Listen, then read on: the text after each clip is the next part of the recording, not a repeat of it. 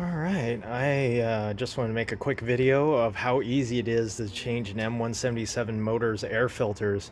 I finally, after 3 months of waiting, got the BMC high flows. These are awesome.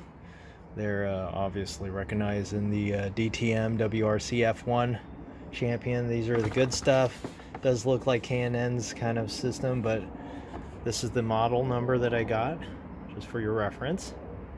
Made in Italy. Anyways, very simple. You should loosen this band clip. You don't have to loosen that one. Loosen this one, so then you can, all you have is 4 screws. 1, 2, 3, 4, and it is a hex. It's a, or not a hex, it's a star, a Torx bit, and it's a T25. Can you say that? Can you see that? Maybe? Yeah, T25. So I just zip those off. Just zip 1, 2, 3, 4. Loosen this, so then you can twist it up and over, and get the original one out, which I'm doing right now, one-handedly on the camera. And that's it. And then just reverse order. Put that into the box slot. Put it back down. Screw them all down.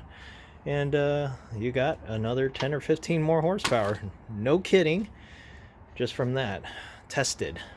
Because I do have the Rentec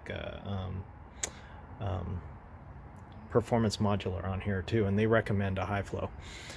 So this is a higher flow than the stock one. This one does a good job of filtering, but not a good job of letting it breathe a little bit for this M177. These 4-liter twin turbos will see a difference with a better flow filter. So yeah, that's it to it, and thanks for watching. Alright, and that's it. She's done.